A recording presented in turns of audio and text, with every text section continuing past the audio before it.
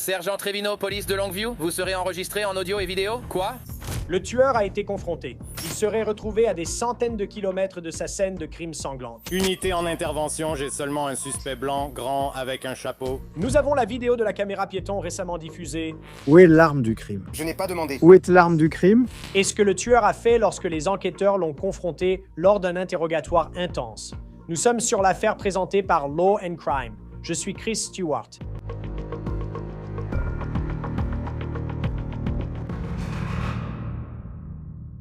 L'histoire débute par un appel à l'aide devant une maison du comté de Cowlitz, dans l'État de Washington, au nord de la frontière de l'Oregon. Il est environ midi. 2 personnes étaient au sol dans la maison et semblent avoir été poignardées. Que se passe-t-il? Il vient de s'enfuir. Qu'est-ce que c'est? Il vient de s'enfuir. Je ne sais pas. Il est parti. Il était dans une voiture? Je n'ai pas vu cette partie. Il est grand. Il fait, je dirais, 1,90 m environ. Blanc? Blanc? Unité en intervention. J'ai un suspect blanc, grand, avec un chapeau, direction inconnue. Je suis sur place et demande les secours. Je vais entrer à l'intérieur. D'accord, je vais appeler. Il n'y a personne d'autre ici. Oui, il y a 2 LV et en fait il y en a 3. L'un est au lit en train de dormir et l'autre, et puis 2 LV. Police de Longview. Dans la maison, ils ont trouvé Dawn Peters morte, poignardée au cou. Un autre homme, son beau-frère, également poignardé, a été emmené à l'hôpital. Savez-vous s'il est parti à pied ou en voiture? Je suppose qu'il est parti à pied, d'après ce que disait le roi. Il arrive maintenant. Savez-vous qui est cette personne? Je ne le connais pas, il a juste bien de poignarder. Le suspect a été décrit comme un homme grand et mince qui a pris la fuite. La police affirme qu'elle dispose d'une vidéo de surveillance montrant ce suspect en train de s'enfuir de la scène du crime. Et, de façon choquante, ils avaient interagi avec ce suspect quelques heures avant le meurtre. Hé, je suis le sergent Trevino de la police de Longview. Cet échange est enregistré en audio et en vidéo. Le quoi? D'accord. Je suis le sergent Chris Trevino de la police de Longview. Notre échange est enregistré en audio et vidéo. Vous comprenez? D'accord. Qu'est-ce que je fais? La voiture de laquelle vous sortez est-elle la vôtre? Eh bien, en fait, c'est celle de mon oncle et elle va être immatriculée. Oui. Elle n'est pas volée. J'ai un mandat d'arrêt contre moi. Donc je veux dire, comment tu t'appelles? Je m'appelle Alexander Rogers. Alexander, d'accord. Cela s'est produit quelques heures avant le meurtre, quand la police a interpellé Alexander Rogers car sa voiture avait des plaques non conformes au véhicule. La police utiliserait cette vidéo de la caméra piéton pour identifier Rogers lorsqu'ils ont lancé un avis de recherche nationale après qu'il ait fui la scène du crime. Cette voiture a une immatriculation expirée, les plaques normales. Et comme vous le savez, celles-ci appartiennent à une Volkswagen. Oui, vous ne pouvez pas les échanger sans aller à la préfecture. S'ils les transfèrent sur la BMW, c'est bon. Ça va coûter 360 $ pour le faire. Waouh! J'étais juste en route. C'est le matin. J'allais faire des courses, puis monter et le faire. Maintenant, je ne veux de mal à personne, ni à rien. Pas de problème. Je veux dire, je n'ai pas de mots. Merci, je te laisse. Pense à enlever les plaques, d'accord? Bien sûr. D'accord, merci, je suis désolé. Je suis dans le pétrin. Quelques heures plus tard, l'homme est entré et a poignardé Peters au cou, la tuant et a également poignardé son beau-frère. Il a été transporté à l'hôpital dans un état critique. Mais il a survécu et a été un témoin très important car il a déclaré que c'était leur homme à tout faire, Rogers, qui les avait attaqués. Il a dit que Rogers est entré chez eux pour de l'argent et quand ils ont affirmé ne pas en avoir, Rogers les a alors attaqués avec un scalpel. Pendant 8 jours, Alexander Rogers était en fuite. Finalement, il a été retrouvé à des centaines de kilomètres de là, à Los Angeles. Et puis ils m'ont dit qu'il y avait un mandat d'arrêt pour meurtre contre moi. Ça m'a beaucoup surpris. J'ai dit comment? Vous savez, je me disais, c'est pas possible parce que je n'ai tué personne. Je ne fais tout simplement pas ça. Alors je suis venu ici et c'est juste devant moi.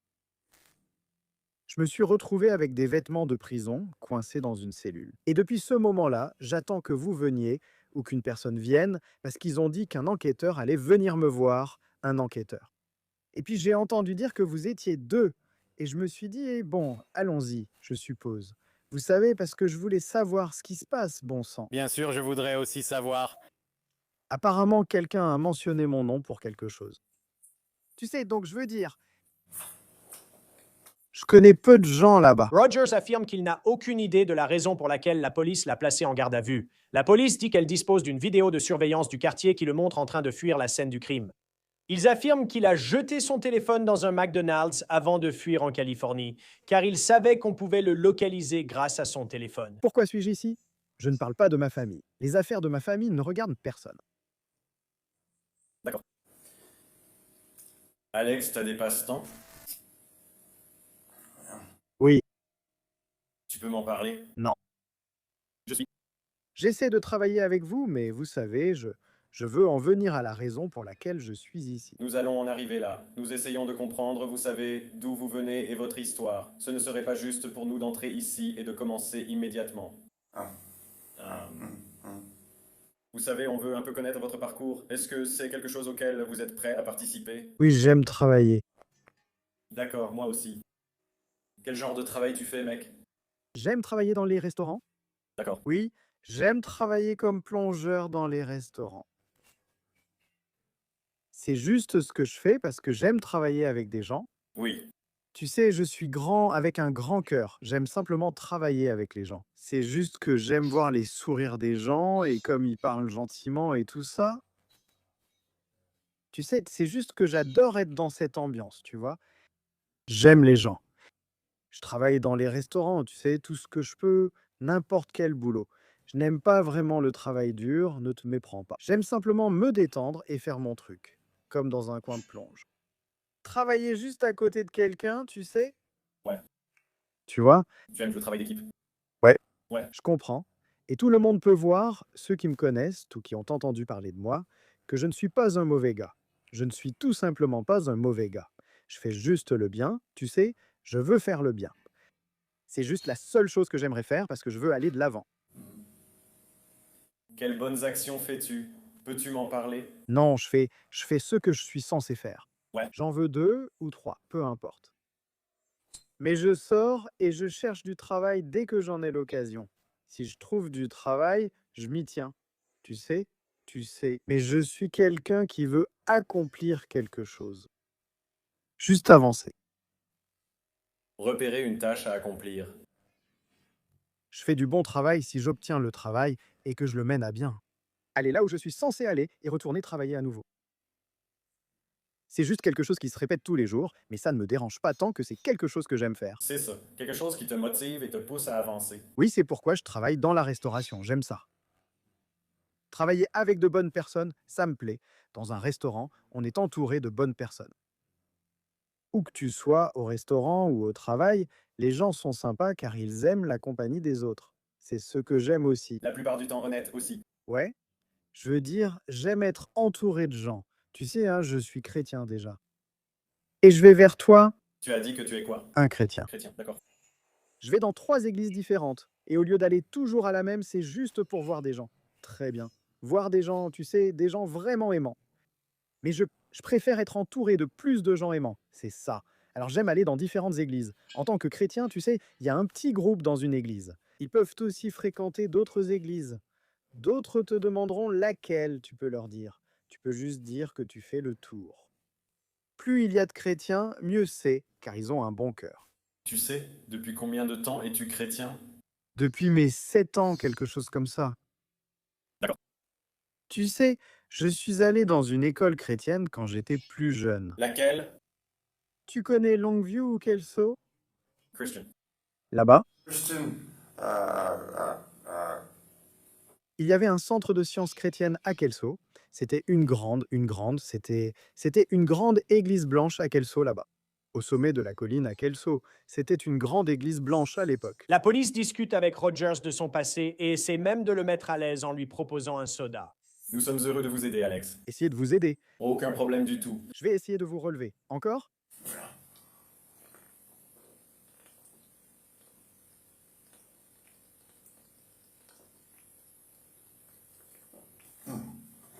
Je veux en avoir plus.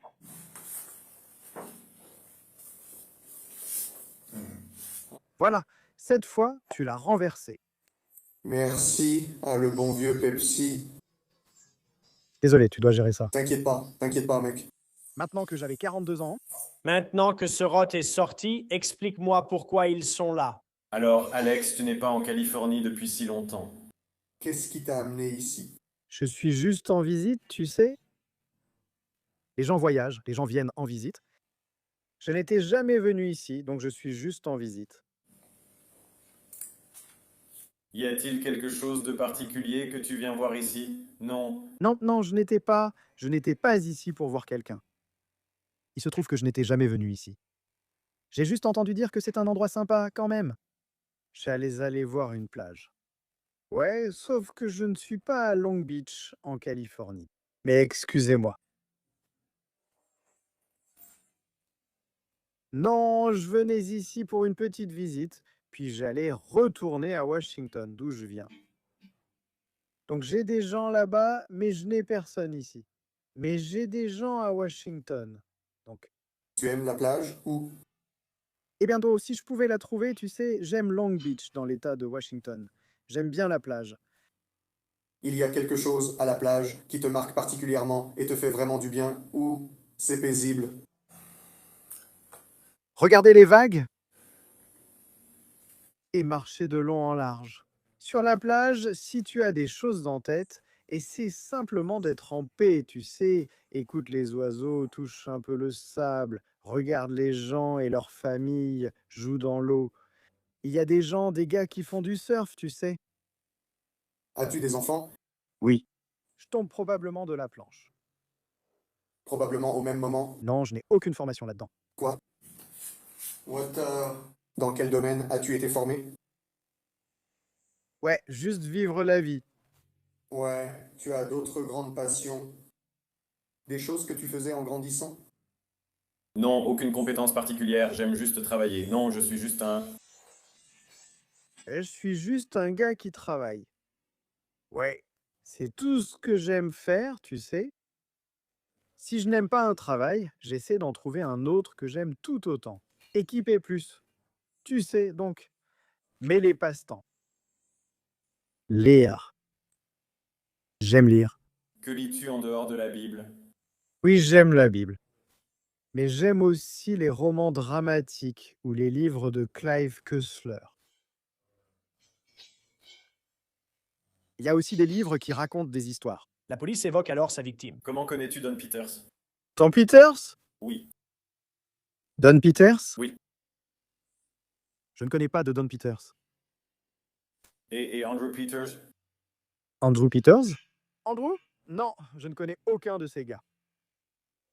D'accord. Tu ne connais personne à Longview sur Trurumi Lane? Qui? Sur Trurumi Lane. Je ne suis pas sûr d'avoir compris. Je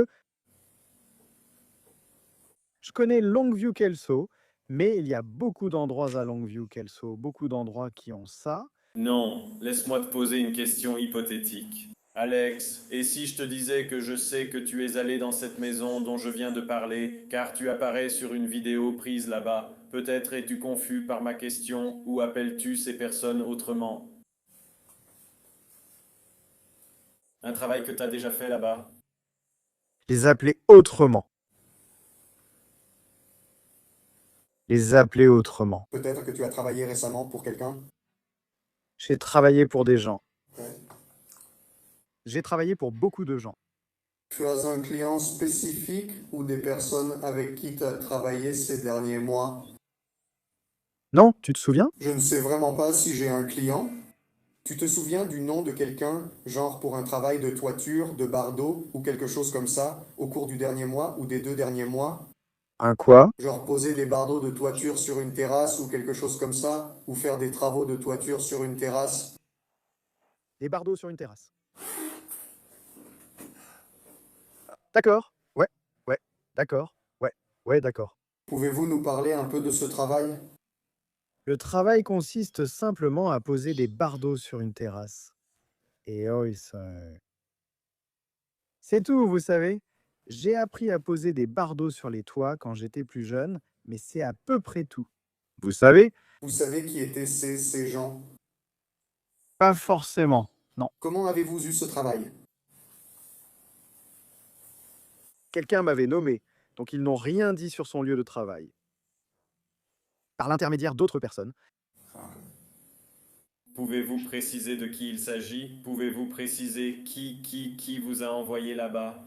Je vais juste demander s'il y a des petits boulots. Je regarde les panneaux d'affichage chez Safeway, des choses comme ça. Je demande autour de moi et je vais dans les églises. Je demande s'il y a des petits boulots. Personne ne t'a spécifiquement mis en relation avec ces gens pour ce travail. Eh bien, quelqu'un devait bien les connaître ou quelque chose comme ça, tu sais, mais moi, je vais là où on me dit d'aller. Je dois en tenir compte, au cas où. Je ne connais vraiment personne à Longview, Kelso. Je sors juste pour demander du travail et je vais dans les églises. Vous savez, j'apprends à connaître ces gens-là. Mais les gens connaissent des gens, vous connaissez des gens.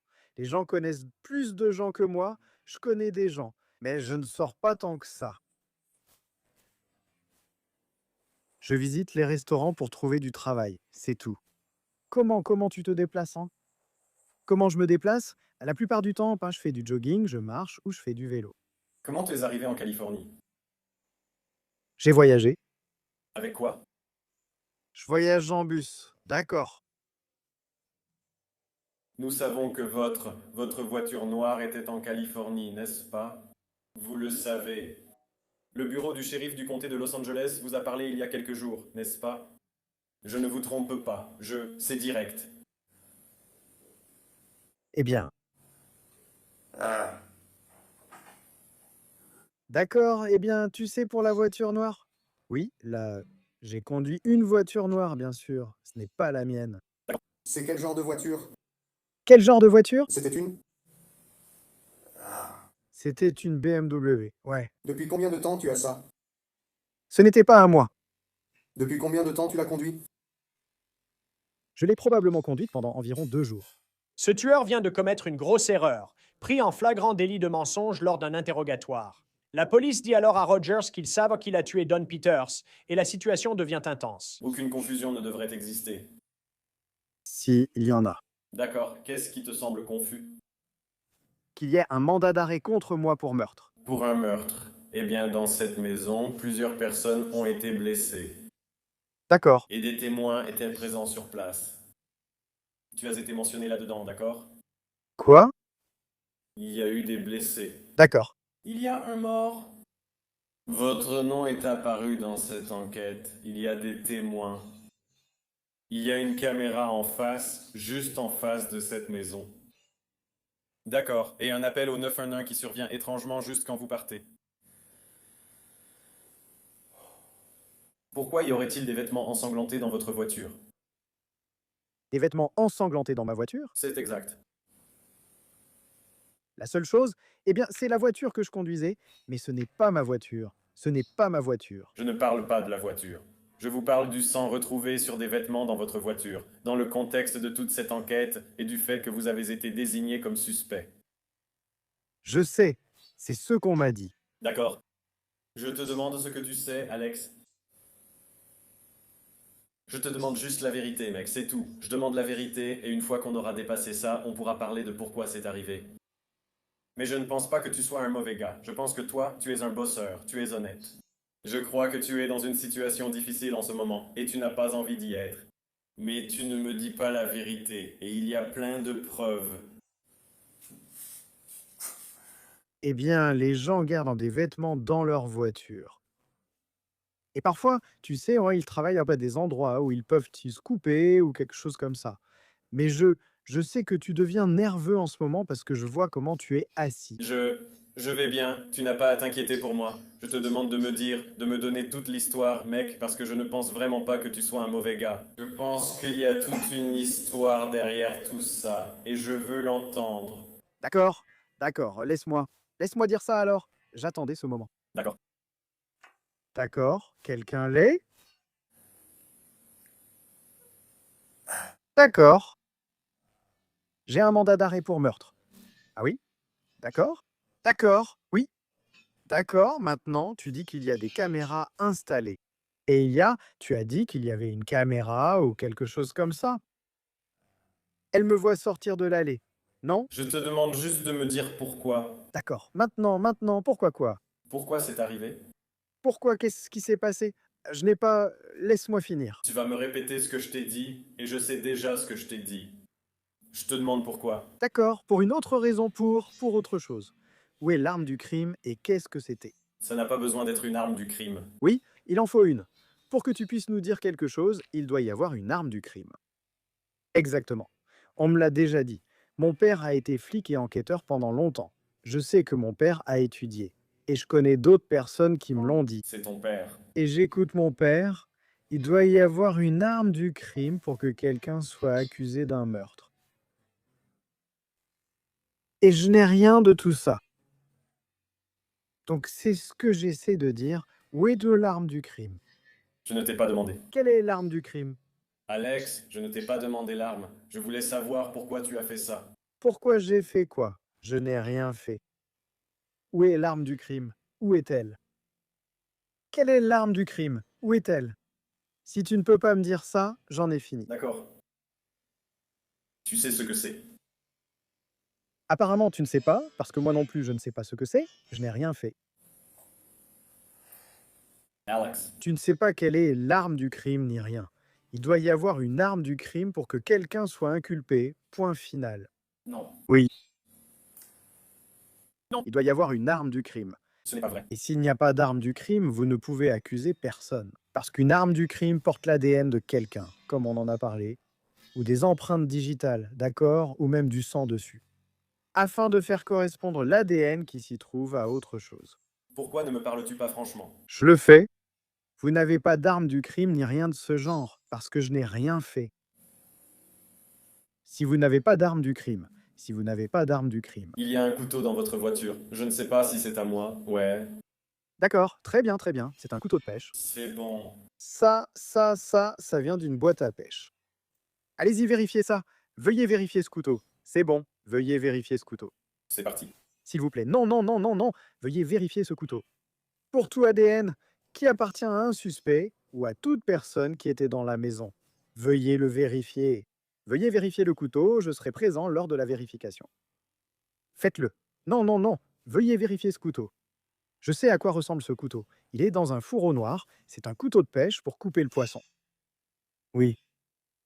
Veuillez le vérifier. D'accord. Pouvez-vous expliquer le reste? Expliquer le reste de quoi? Vous êtes là ce jour-là. Vous êtes là à ce moment-là. Un appel arrive. T'as pas d'arme du crime, mec. Tu sais même pas ce que c'est. Vous avez trouvé un couteau dans la voiture. Bien. Oui. Laissez-moi vous demander ceci. Et si le sang sur les vêtements et les objets dans votre voiture appartenaient à quelqu'un? Voilà. Il n'y a pas de sang sur les vêtements dans la voiture. D'accord. Eh bien, nous avons des experts médico-légaux qui examinent cela. D'accord, très bien. C'est de ça que j'essaye de te parler, Alex. J'essaye de comprendre toute l'histoire, d'avoir ton point de vue, ta version des faits et le contexte qui a mené à tout ça. Ça n'a aucun rapport avec ce que je t'ai dit. Tu avais une arme? Une arme nécessaire pour commettre un meurtre. Ça pourrait être une batte, ça pourrait être un couteau, ça pourrait être n'importe quoi qui pourrait mettre quelqu'un en danger ou le tuer. Ça pourrait être un pic à glace. Ouais, Beaucoup de meurtres sont commis à main nue. bien sûr. Mais ce n'est pas le cas dont nous parlons ici. Vous n'avez pas d'arme du crime car j'ignore de quoi vous parlez. Alex, Tu ne sais pas ce que c'est. écoute-moi. S'il te plaît. Ouais. Écoute-moi. D'accord, d'accord. Je suis désolé. Je suis désolé. Respire un coup, mec. Lève les mains. Une arme n'est pas nécessaire pour commettre un meurtre. Laisse-moi reformuler ça. C'est un stylo. D'accord? Écoute-moi, si je prenais ce stylo et que je le jetais dans le couloir, ça ne veut pas dire que je n'ai pas pris de notes avec ce même stylo. Ces mots ont quand même été écrits sur le papier. C'est juste que mon stylo n'est plus avec moi. Tu comprends? Donc je ne cherche pas à être désagréable. J'essaye d'exprimer ce que j'essaye de dire d'une manière qui ait du sens. Tu peux toujours poignarder quelqu'un avec ce stylo et le tuer. Tu peux, mais je ne parle pas d'un stylo utilisé comme arme. Je parle d'un stylo utilisé pour écrire quelque chose et que ce stylo aille ailleurs. Et qu'il soit jeté.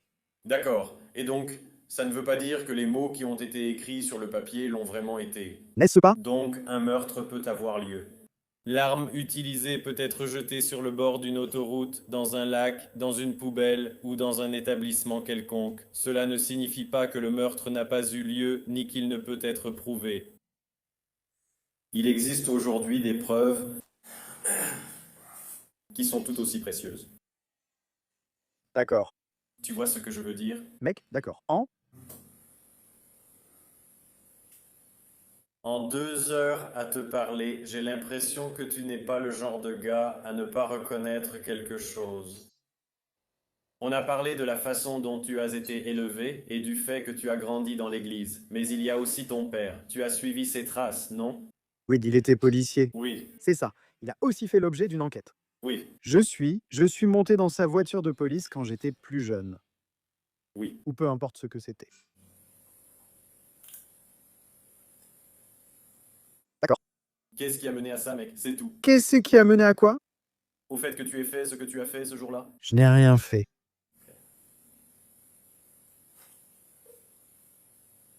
Quoi? Je veux dire, montre-moi. D'accord. Montre-moi quelque chose. Montre-moi quelque chose.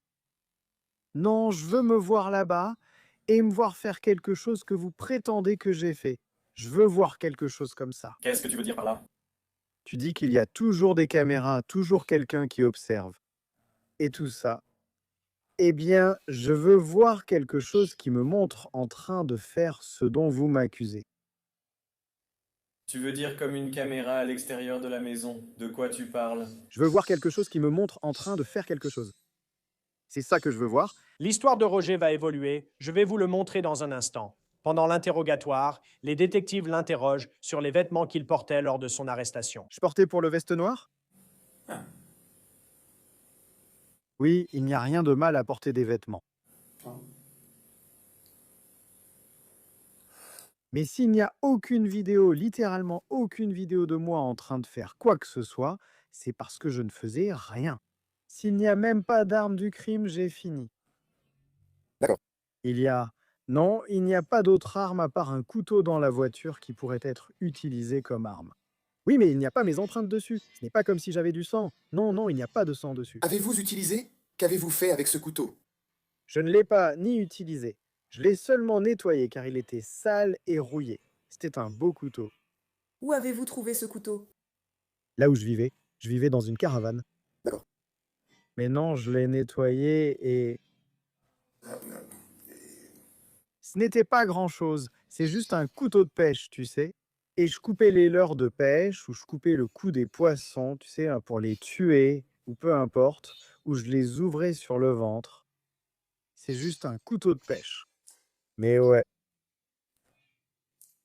non, je ne suis pas du tout coupable. Je ne ferai jamais une chose pareille à qui que ce soit.